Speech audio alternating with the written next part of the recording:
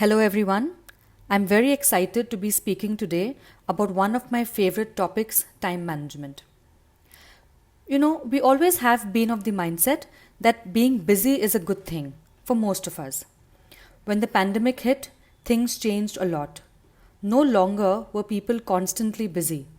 Some people adapted to the slower pace of things, while others wished for things to go back to normal.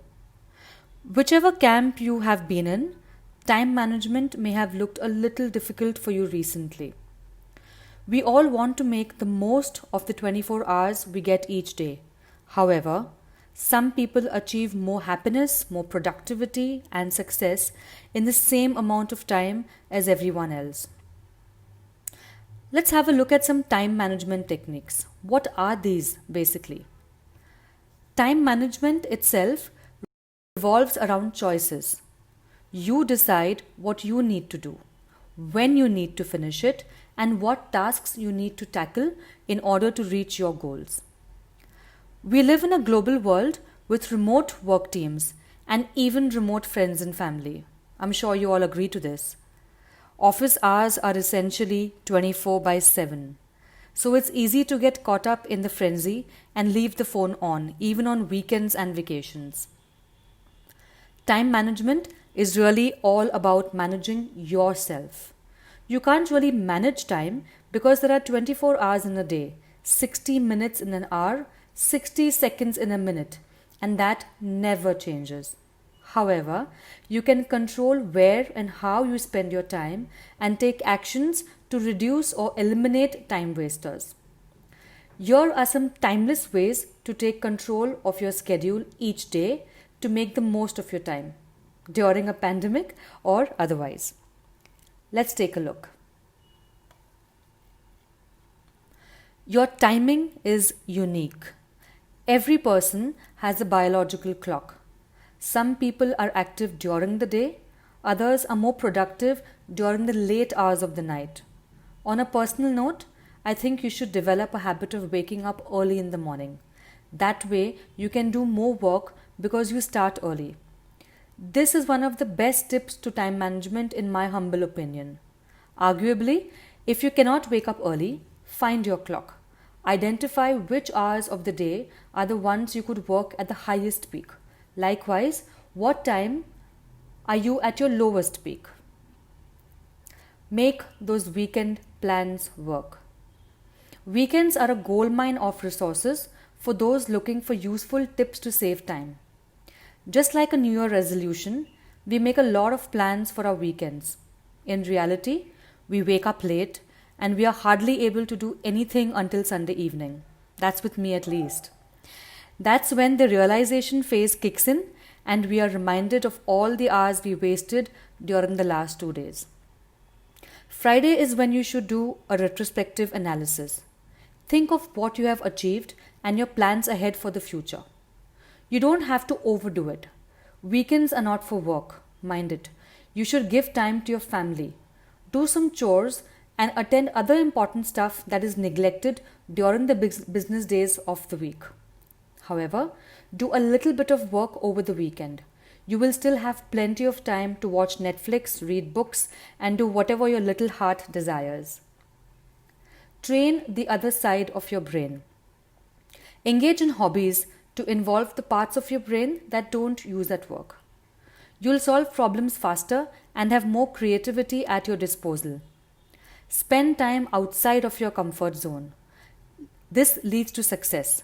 If you're a lawyer, learn to dance. If you're a pianist, practice martial arts. If you're a software developer, go out and socialize. Create a time audit. First things first, start by finding out where your time goes throughout the day. There is often a big discrepancy between your subjective time and reality. Eat the frog.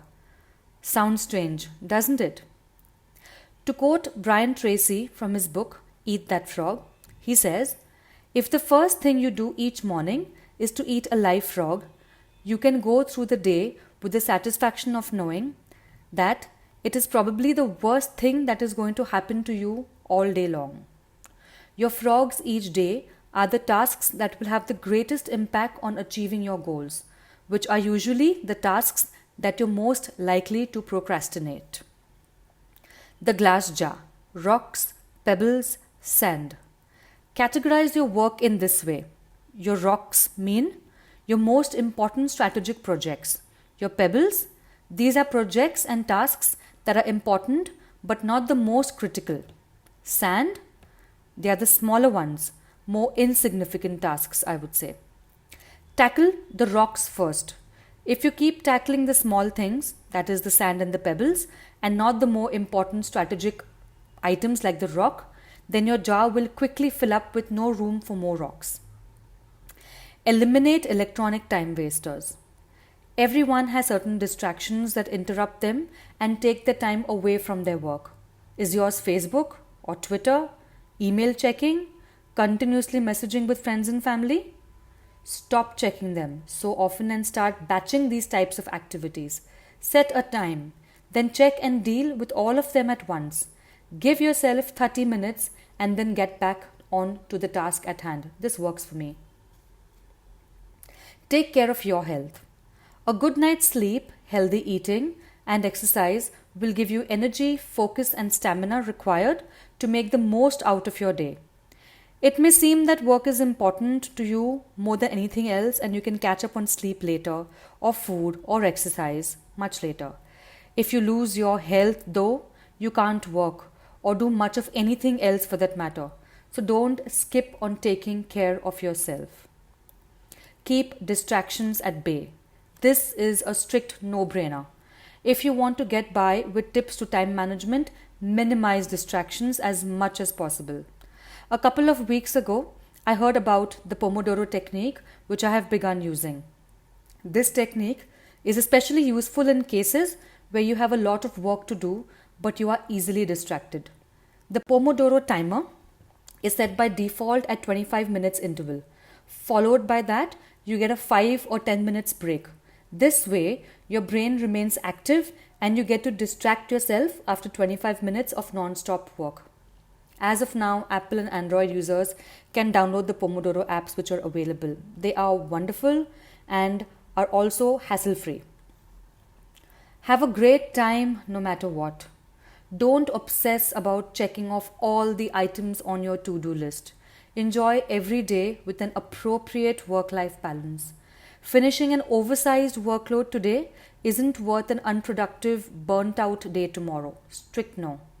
Work steadily and stay at your best pace. Rushing through tasks reduces work quality and creates stress. It may sound like a cliche, but keep in mind, the road is always more important than the destination.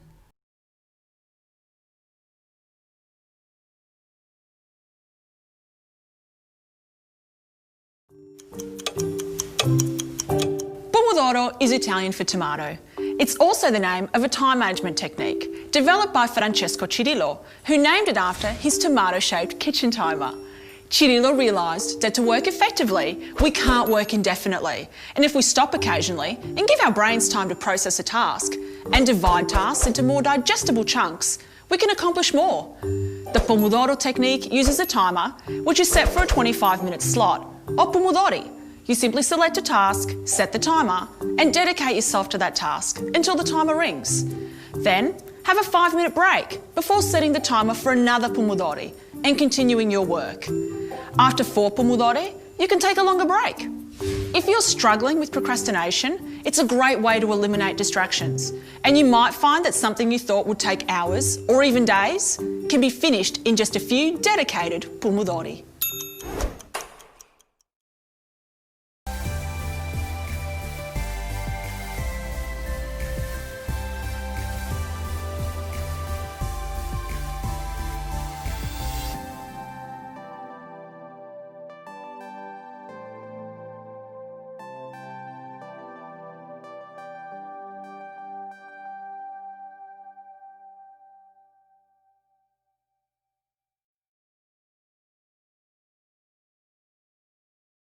You guys for your patient listening. Also, do let me know, how do you manage time when it comes to tips on time management? Do you have anything to add? Please let us know to the comment section below. Have a great day.